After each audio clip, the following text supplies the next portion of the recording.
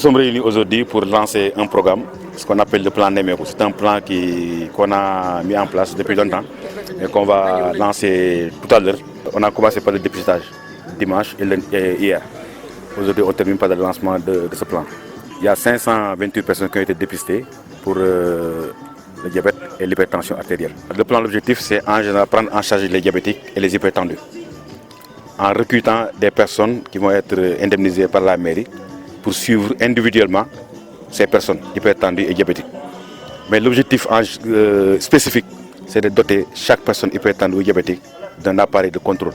Parce qu'on se rend compte que ça fait des ravages et que le nombre ne diminue pas. Au contraire, ça augmente avec ce que nous mangeons. Donc c'est un programme assez ambitieux.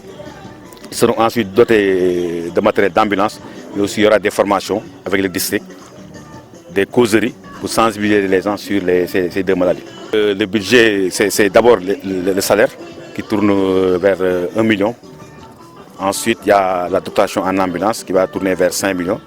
Ensuite, régulièrement, chaque année, au moins, il faut 2 millions pour prendre en charge ces maladies-là. Bon, c'est une mairie qui vient de démarrer, on a justement 10 ans, mais nous sommes ambitieux par rapport à la santé et par rapport à l'éducation. Nous avons des partenaires, d'abord, c'est les populations eux-mêmes, parce que nous allons mettre en place ce qu'on appelle le KS. C'est le comité d'appui à l'éducation et à la santé. Ce comité, c'est des bonnes volontés qui contribuent volontairement pour la mise en place, pour l'appui à ce projet. Mais ensuite, il y a la mairie qui a ses propres ressources qui va financer le projet. Le pourcentage par rapport à ce que nous venons de faire, c'est approximativement 5% de diabète. Maintenant, pour les hypertendus, c'est plus que ça. Bon, après, on va exploiter avec le district pour voir réellement ce qu'il faut faire à corriger. Mais d'abord, la priorité, c'est la formation. La formation des acteurs qui vont prendre en charge, mais aussi les causeries par rapport aux gens qui sont hypertendus et qui sont diabétiques. Le projet, on peut dire que c'est un projet très important, d'autant plus qu'avant qu'on parle de travail, on doit parler de santé.